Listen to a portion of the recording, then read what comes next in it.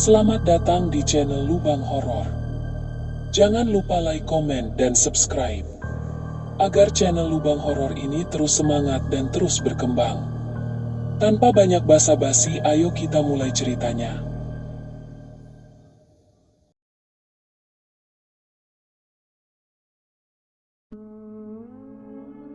Arman menjalani hari-harinya seperti bangunan tua yang perlahan keropos dimakan waktu.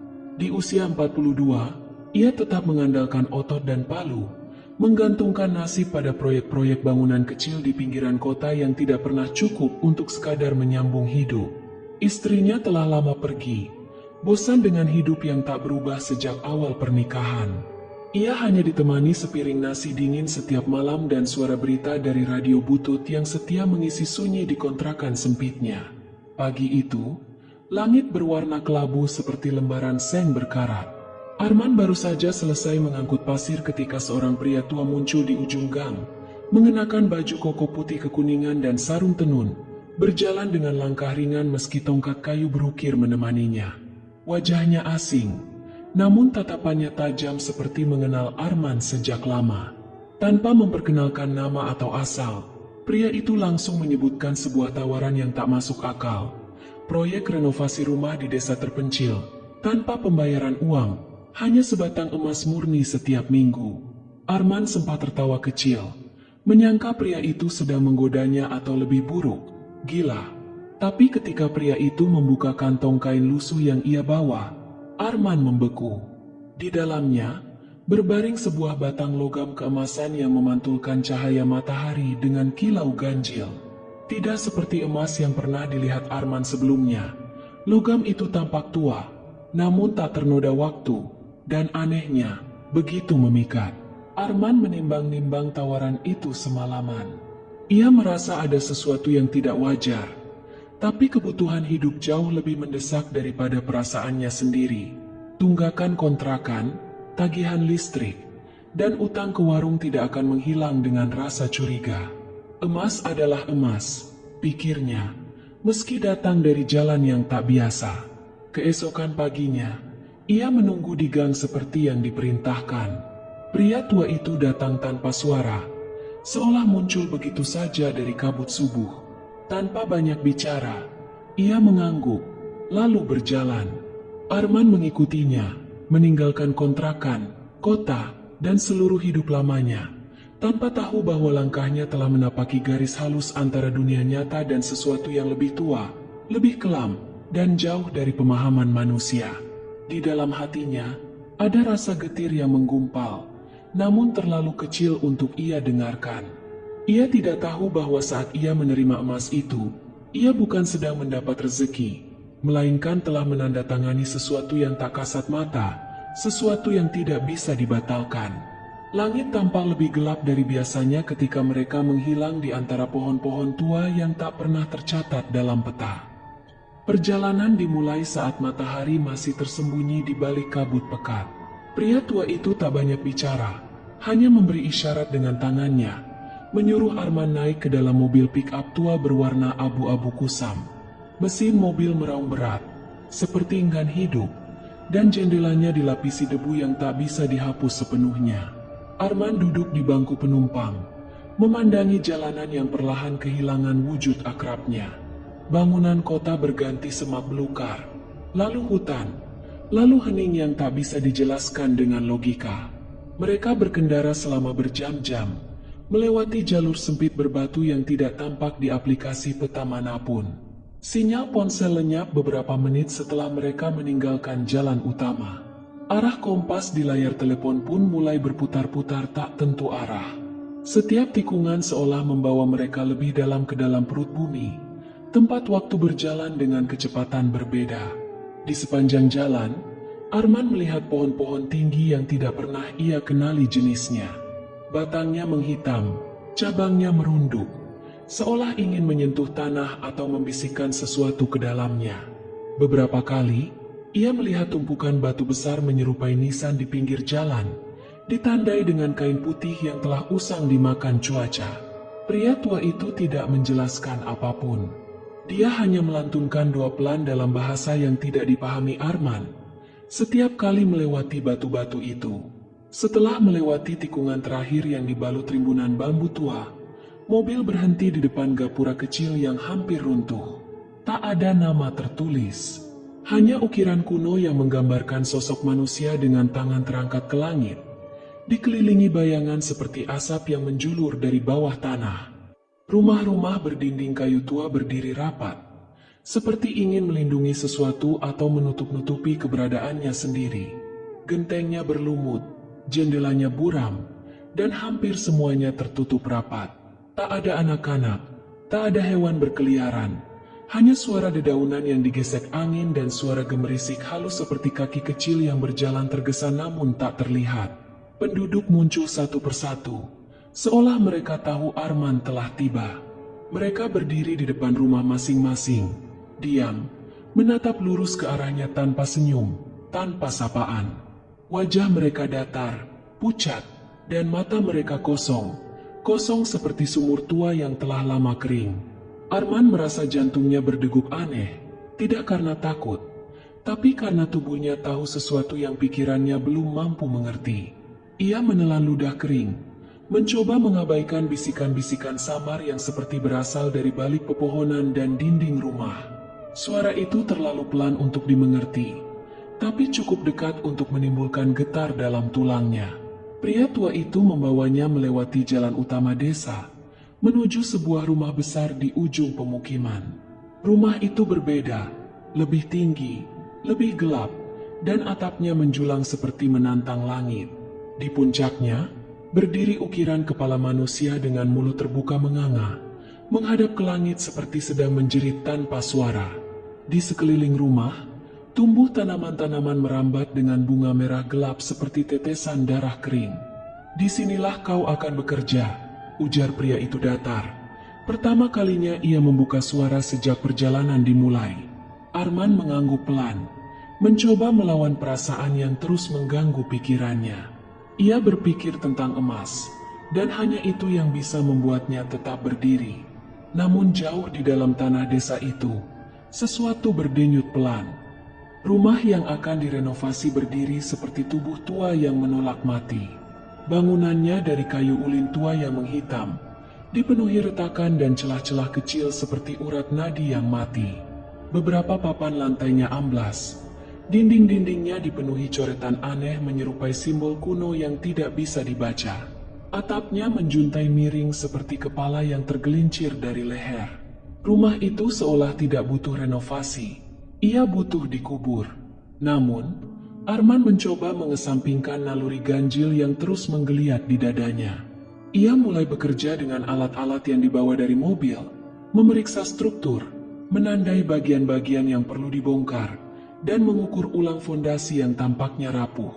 Tapi seiring berjalannya waktu, ia mulai menyadari sesuatu yang tidak bisa dijelaskan dengan pengalaman tukang yang telah ia kumpulkan selama belasan tahun.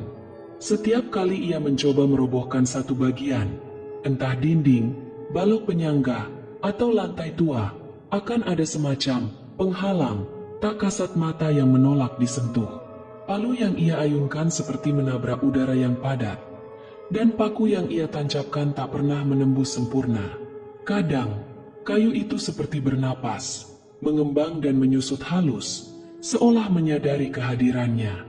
Lebih aneh lagi, peralatan kerja yang ia letakkan selalu berpindah tempat. Paku yang ia simpan di dalam kotak bisa muncul dalam laci tua yang tidak pernah ia buka. Gergaji tangan hilang, lalu ditemukan keesokan harinya tergantung di luar jendela, meski pintu terkunci dari dalam. Arman mulai mencatat setiap benda yang ia gunakan dan tempat ia menyimpannya. Tapi keanehan itu tetap terjadi, dan semakin sering. Di sela-sela kerjanya, dari sudut matanya, ia kerap melihat bayangan hitam melintas cepat di balik pintu yang terbuka sedikit, atau di antara celah dinding yang belum diperbaiki. Saat ia menoleh, tak ada apa-apa. Hanya keheningan yang terlalu sempurna untuk rumah yang berdiri di tengah desa. Sekali waktu, ia melihat sesuatu lebih jelas. Sosok seperti anak kecil berdiri di ujung lorong lantai 2, membelakanginya. Rambutnya panjang dan basah, namun saat ia dekati, sosok itu perlahan menghilang seperti asap. Penduduk desa tidak pernah mendekat ke rumah itu. Mereka hanya mengawasinya dari kejauhan, berdiri di depan rumah masing-masing seperti patung-patung pengamat. Tak pernah ada suara percakapan, tak ada tawa, tak ada bau masakan, tak ada ayam berkokok atau anjing menggonggong. Desa itu terasa seperti lukisan hidup yang dibekukan dalam waktu.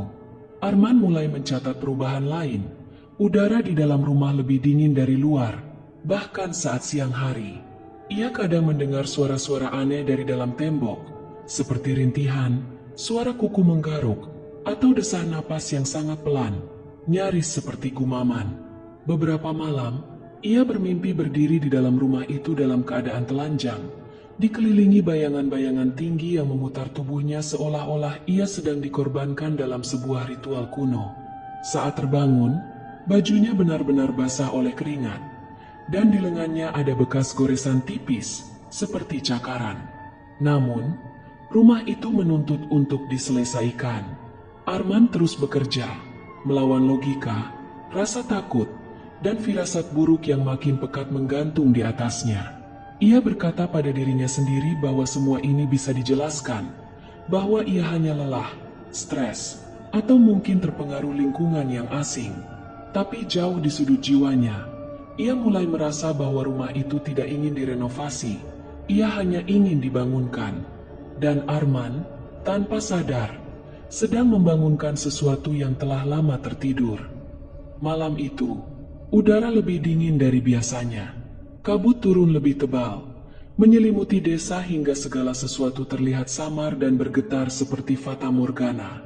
Setelah 1 minggu bekerja di rumah tua itu, dengan segala keanehan dan perasaan yang tak kunjung bisa dijelaskan, Arman duduk di dalam pondokan sederhana yang disiapkan khusus untuknya di pinggir desa. Lampu minyak satu-satunya memantulkan bayangan panjang di dinding kayu, menciptakan ilusi gerakan meski ia duduk diam. Ketukan terdengar di pintu. Arman membuka pintu perlahan. Di hadapannya berdiri seorang wanita parubaya, mengenakan kebaya kelam dan kain batik usang. Wajahnya tirus dan datar, matanya tidak memancarkan emosi apapun. Tanpa sepatah kata, wanita itu mengangkat sebuah kotak kayu kecil dan menyerahkannya kepada Arman. Kotak itu tampak tua, diukir dengan pola rumit yang menyerupai akar-akar menjalar dan wajah-wajah samar. Ia menunduk sedikit, lalu pergi tanpa sepatah kata. Arman menutup pintu dan membawa kotak itu ke atas meja. Tangannya sempat ragu sebelum membuka tutupnya. Di dalam, tertata dengan ganjil, terletak sebatang emas berkilau. Panjangnya sekitar 1 jengkal. Beratnya cukup terasa saat ia angkat. Tapi bukan kilau logam mulia itu yang membuat tengkuknya dingin, melainkan ukiran halus di sepanjang batang emas. Rangkaian simbol aneh yang seperti mantra, berpola melingkar seperti pusaran air. Di satu ujungnya, terdapat ukiran kecil berbentuk mata tertutup. Arman memandangi emas itu dalam diam. Ia merasa seperti sedang memegang sesuatu yang bukan milik dunia ini. Tidak ada label, tidak ada segel, tidak ada asal-usul. Hanya logam murni, tapi terasa dingin, terlalu dingin. Bahkan saat ia genggam dalam waktu lama, emas itu tidak menghangat. Justru dinginnya terasa meresap, menyelinap dari kulit ke tulang. Saat malam semakin larut, Arman mendengar ketukan ketiga kalinya. Kali ini dari jendela. Ia berbalik cepat, tapi jendela itu tertutup rapat. Tidak ada siapapun di luar, hanya kabut tebal dan bayangan samar dari pohon tua yang daunnya bergoyang pelan meski tak ada angin. Namun, di balik kaca buram itu, tampak bekas telapak tangan, kecil, seperti milik anak-anak, menempel dari luar. Tidak ada suara, tidak ada langkah menjauh. Hanya telapak itu, menempel diam, lalu perlahan-lahan menghilang seolah terhapus oleh sesuatu yang tak kasat mata. Arman mencoba tidur, menyimpan emas itu di bawah bantal, meski firasatnya berteriak agar ia menyingkirkannya. Namun sebelum ia terlelap, sebuah suara berbisik sangat dekat ke telinganya. Suara itu tidak memiliki sumber, tidak bergema, hanya hadir, dan berkata dalam bahasa yang tidak ia kenal. Kata-katanya seperti mantra, diucapkan berulang-ulang dengan nada halus dan mematikan. Arman menjerit dalam hati, tubuhnya membeku, dan ketika ia akhirnya bisa bergerak, ia sadar bahwa bantalnya telah basah oleh keringat atau sesuatu yang lain. Paginya, ia mencoba menceritakan apa yang dialaminya kepada seorang pria desa yang terlihat lebih muda dan, setidaknya, lebih manusiawi. Tapi pria itu hanya menjawab pelan, tanpa ekspresi. Emas itu jangan dijual sebelum semua selesai. Kalau kau melanggar, akibatnya tidak akan mati. Tapi lebih buruk dari itu. Kemudian pria itu pergi begitu saja. Arman menyimpan emas itu kembali ke dalam kotak. Namun ia sadar, benda itu bukan sekadar imbalan. Itu adalah ikatan. Dan sejak ia menerimanya, ia bukan lagi sekadar pekerja. Ia adalah bagian dari rumah itu. Dan mungkin dari sesuatu yang jauh lebih tua, yang tidak mengenal waktu atau kematian. Malam-malam di desa itu bukanlah malam seperti biasa. Tidak ada nyanyian jangkrik, tidak ada suara hewan malam, tidak ada desir angin menyapa daun. Yang ada hanyalah keheningan pekat, seperti tubuh yang berhenti bernapas, seperti dunia yang menutup mata dan pura-pura mati. Arman, yang biasanya bisa tidur nyenyak meski hanya beralaskan tikar kasar, kini terjaga hampir setiap malam. Entah karena rasa dingin yang meresap dari lantai, atau karena suara-suara yang tak semestinya hadir di tempat sehening itu. Awalnya, ia mendengar derap langkah. Suaranya berasal dari luar pondokannya. Kadang terdengar seseorang berjalan pelan mengelilingi dinding luar, memutar dan terus memutar. Tapi ketika ia buka pintu atau jendela, hanya kabut yang menjawab, beku dan buta. Suatu malam, suara langkah itu disertai isak tangis. Tangis pelan seperti anak kecil yang mencoba menahan seduh. Tangis itu terdengar dari atap, lalu berpindah ke bawah lantai, lalu muncul di sudut ruangan tempat ia meletakkan tas dan kotak emasnya. Tidak ada anak di desa itu. Tidak pernah terlihat. Tidak pernah terdengar di siang hari. Tapi suara itu datang terus, mengetuk-ngetuk kesadarannya dengan liris yang menyayat. Puncaknya terjadi pada malam kelima. Arman tertidur karena kelelahan luar biasa. Tapi dalam tidur yang singkat itu, ia bermimpi berada di dalam rumah tua yang sedang ia renovasi. Tapi rumah itu hidup. Dinding-dindingnya berdenyut seperti jantung, lantainya berlendir dan panas, dan di dalam setiap ruangan, ada sosok berdiri menatapnya dengan mata hitam kosong. Mereka tidak bergerak, hanya mengamati, seolah-olah sedang menilai apakah ia pantas untuk tetap berada di sana. Ia terbangun dengan nafas terengah. Ia tidak bisa bergerak. Badannya terasa kaku seperti batu. Di ujung pondokannya, berdiri sosok wanita berbaju putih. Rambutnya panjang menutupi wajahnya. Mata Arman membelalak, nafasnya tercekat, tapi tubuhnya masih lumpuh. Wanita itu perlahan-lahan mengangkat kepalanya, dan saat itu, Arman melihat wajah yang tidak memiliki mata. Hanya dua rongga hitam menganga, dalam dan mengisap cahaya. Dalam hitungan detik, sosok itu menghilang. Arman bisa bergerak kembali, langsung berdiri dan membuka jendela. Tapi jendela itu terkunci dari luar. Begitu pula dengan pintu. Ia mencoba menendang dan memaksa, tapi tak bergerak senci pun. Ia terkurung, entah oleh siapa. Saat fajar menyingsing dan sinar matahari pucat menyentuh atap desa, barulah pintu bisa dibuka. Arman berlari keluar, menghirup udara segar yang tetap berbau lembab dan anyir. Tapi saat ia melihat ke bawah, ia terdiam. Tepat di depan pintunya, ada jejak kaki kecil berlumpur, berjejer, menuju ke dalam kamarnya.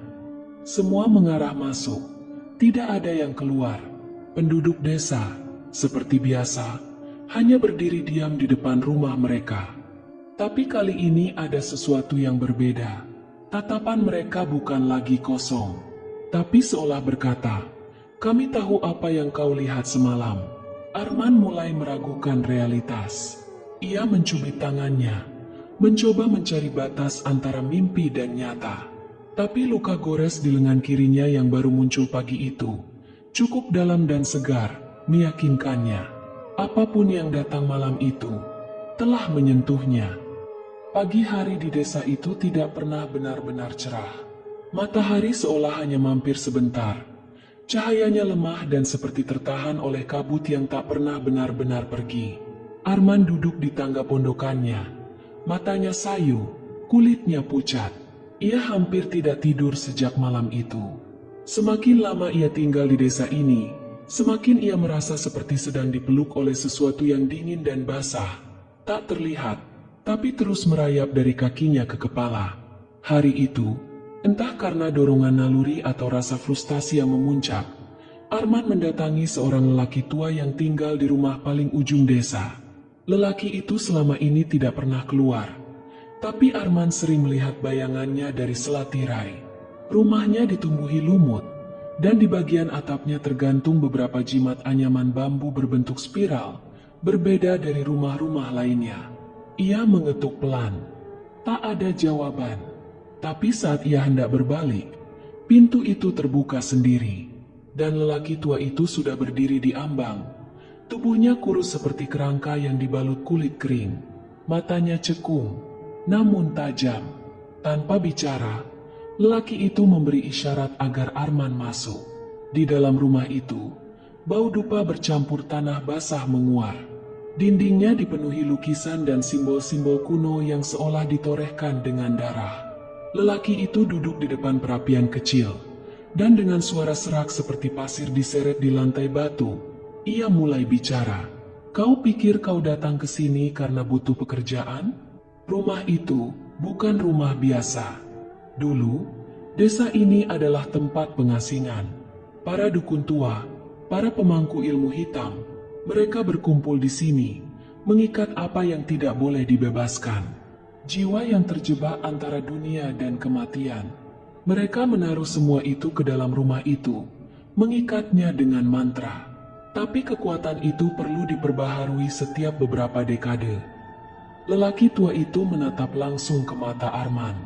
Dan untuk itu, dibutuhkan tumbal hidup. Arman merinding. Jantungnya berdetak kacau. Ia ingin bangkit, tapi tubuhnya seolah membatu. Kemudian lelaki itu mengambil selembar kain lusuh dan menyerahkannya. Di atasnya, tergambar wajah-wajah samar. Lukisan tangan, kasar, tapi cukup jelas. Salah satu wajah sangat mirip dirinya. "Kau tidak bisa pergi. Emas itu bukan hadiah. Ia mengikatmu ke sini, ke dalam perjanjian lama. Bahkan kalau kau buang, ia akan kembali. Bahkan kalau kau lari, jalan akan berputar." Arman menggigit bibirnya. Kepalanya berdenyut. Semua potongan aneh selama ini mulai menyatu. Rumah yang tak bisa direnovasi seperti seharusnya, suara-suara malam, bayangan yang mengikuti, dan emas yang membeku seperti mayat. Ia akhirnya sadar, desa ini bukan sekadar tempat. Ini adalah penjara dunia gaib. Dan ia bukan lagi orang luar. Ia bagian dari mekanisme kegelapan yang sudah berlangsung entah sejak kapan. Sebelum ia pergi, lelaki tua itu berbisik pelan, "Kalau kau masih ingin hidup, selesaikan rumah itu, kunci kembali gerbangnya. Sebelum mereka keluar, sebelum mereka mengambil alih tubuhmu sepenuhnya." Arman melangkah pergi dengan lutut gemetar. Dunia yang ia kenal telah berubah. Ia bukan lagi seorang kuli bangunan. Ia adalah perantara. Dan saat ia kembali menatap rumah tua itu dari kejauhan, rumah itu tampak berbeda, seolah sedang tersenyum. Bukan dengan mulut, tapi dengan lubang-lubang jendelanya yang hitam menganga. Arman tidak menunggu malam tiba. Sejak keluar dari rumah lelaki tua itu, ia sudah menyusun rencana. Tas ransel kecil berisi pakaian, botol air, dan kotak kayu berisi emas ia kemas seadanya. Ia tak tahu persis arah mana yang harus dituju, tapi yang penting adalah pergi sejauh mungkin dari desa itu, dari rumah tua itu. Dari suara-suara yang memanggilnya setiap malam. Jalan berbatu yang ia lewati terasa panjang dan asing. Meski ia ingat betul jalan itu yang ia lalui saat pertama datang bersama si pria berikat kepala. Tapi kali ini, jalan itu seperti membentang tanpa ujung. Hutan di kiri kanan menutup rapat, dan bayangan pepohonan melengkung menutupi langit seperti rahang raksasa hendak menelannya. Setelah hampir 1 jam berjalan cepat tanpa henti, Arman akhirnya tiba di pertigaan. Ia yakin belum pernah melewati pertigaan itu sebelumnya. Ia memilih arah kiri, berharap menemukan jalan utama. Tapi setelah 20 menit berjalan, ia justru kembali lagi ke titik semula. Jalan itu berputar. Ketika ia mencoba arah kanan, hal yang sama terjadi, bahkan lebih buruk. Kali ini ia melihat rumah-rumah desa mulai muncul di sela pepohonan, tapi dalam keadaan aneh, seperti versi tua dari desa tempat ia tinggal. Dan saat ia melihat ke salah satu jendela rumah kosong itu, ada sosok dirinya sendiri sedang menatap keluar. Arman berlari. Ia buang kotak emas itu ke tanah, berharap bisa memutus keterikatan. Tapi kotak itu lenyap seketika. Ia menengok ke belakang, dan melihat kotak itu sudah kembali di dalam tasnya, tertutup rapat, seolah tak pernah disentuh. Ia kembali ke desa dengan langkah limbung. Udara semakin pekat. Langit menggelap meski belum senja. Penduduk desa mulai keluar satu persatu, berdiri di depan rumah mereka. Tapi wajah-wajah mereka telah berubah. Kulit mereka mulai mengelupas, menampakkan daging kering di bawahnya. Dan cairan gelap menetes perlahan dari sudut-sudut bibir mereka. Tidak ada yang berbicara, tapi dari tatapan mereka, Arman tahu. Mereka tahu ia mencoba lari. Ia lari ke dalam rumah tua. Hanya itu satu-satunya tempat yang entah kenapa masih terasa nyata.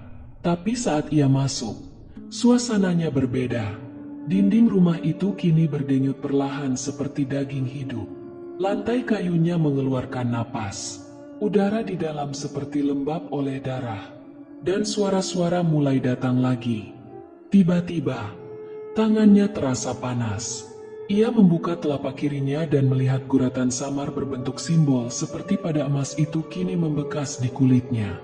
Ia mencoba menghapusnya, menggaruk, bahkan membakar dengan sumbu korek. Tapi simbol itu tetap di sana, seolah menjadi bagian dari dirinya. Saat malam jatuh, desa itu berubah total. Tanah memerah seperti darah kering. Kabut menebal dan terdengar jeritan dari hutan. Rumah tua itu menutup dirinya sendiri. Pintu dan jendela terkunci dengan sendirinya. Dari sela-sela dinding, cairan hitam merembes keluar, menetes ke lantai. Arman terduduk di sudut ruangan. Dan di sana, dalam gelap, suara lelaki tua itu terngiang kembali dalam pikirannya. Satu-satunya cara bebas adalah menyelesaikan rumah itu. Arman tahu ia kalah. Kalah oleh sesuatu yang lebih tua dari waktu, lebih kuat dari logika. Ia bangkit dengan lemah, meraih palu dan pahat. Jika memang menyelesaikan renovasi itu adalah satu-satunya jalan keluar, maka ia akan melakukannya. Meski ia tahu, harga dari kebebasan itu mungkin bukan sekadar nyawa. 3 bulan setelah kepergiannya, Arman kembali ke kota. Tubuhnya lebih kurus, kulitnya pucat keabuan seperti seseorang yang baru saja pulih dari penyakit panjang. Ia tidak pernah menceritakan di mana ia menghilang. Tak ada yang tahu ia pernah pergi ke desa itu.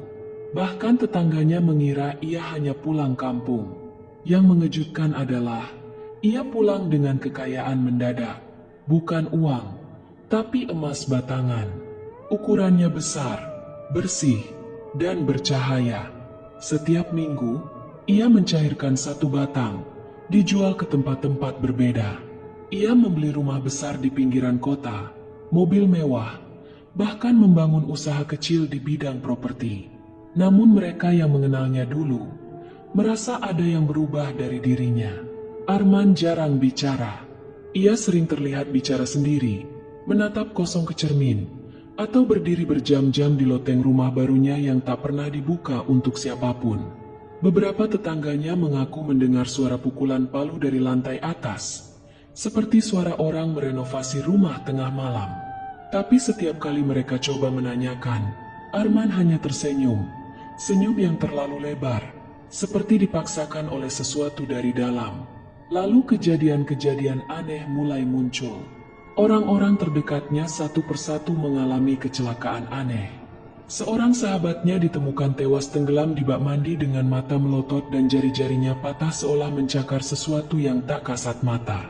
Seorang tetangganya ditemukan tergantung di pohon mangga belakang rumah Arman. Mulutnya masih terbuka lebar, dan di lantai tepat di bawah kakinya, ditemukan bercak emas cair membentuk simbol aneh. Polisi menyelidiki, tapi tak ada cukup bukti yang mengarah ke Arman. Ia tetap melenggang, makin kaya, makin tenang. Tapi wajahnya tampak menua cepat. Rambutnya mulai memutih. Matanya cekung dan urat di pelipisnya mencuat jelas. Seperti seseorang yang hidup dalam tekanan konstan, tapi tak bisa mati. Sampai suatu malam, Arman benar-benar menghilang. Rumah barunya ditemukan dalam keadaan terkunci dari dalam. Semua pintu tertutup rapat. Namun saat petugas memaksa masuk, mereka tidak menemukan apapun.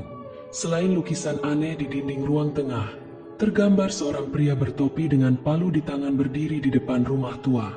Di belakangnya, siluet-siluet tubuh samar berdiri berjajar, menatap lurus ke arah lukisan. Dan di lantai atas, mereka menemukan ruangan yang seluruh dindingnya dipenuhi ukiran mantra. Di tengahnya, hanya ada emas batangan berserakan. Semuanya bertuliskan huruf-huruf yang tidak dikenali. Beberapa hari setelah Arman menghilang, berita tentang emas-emas itu tersebar. Ada yang menyelundupkannya, menjual secara diam-diam. Tapi dari waktu ke waktu, setiap orang yang memilikinya mulai mengalami gangguan. Beberapa merasa selalu diawasi. Beberapa melihat sosok pria yang berdiri di sudut ruangan, menggenggam palu, menatap dari balik bayangan. Dan beberapa lainnya tidak pernah ditemukan lagi. Konon, emas itu kini tersebar, tidak bisa dilebur, tidak bisa dibakar. Siapapun yang memilikinya akan merasa beruntung. Untuk sementara, lalu perlahan, rumah demi rumah akan mulai berubah. Tembok akan berdetak seperti jantung. Cermin akan memantulkan wajah orang lain. Dan suara palu akan terdengar di malam hari. Padahal tak ada renovasi yang sedang berlangsung. Demikianlah kisah kali ini. Terima kasih telah meluangkan waktu untuk mendengarkan cerita ini hingga selesai. Semoga pengalaman Arman mengingatkan kita semua akan pentingnya berhati-hati dalam menerima tawaran yang terlalu mudah dan tampak menggiurkan. Kekayaan yang diperoleh dengan cara yang tidak wajar seringkali membawa beban dan konsekuensi yang tak terlihat.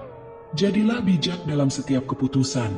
Hargai proses dan kejujuran dalam meraih impian. Karena kadang, harga yang kita bayar jauh lebih mahal dari yang kita duga.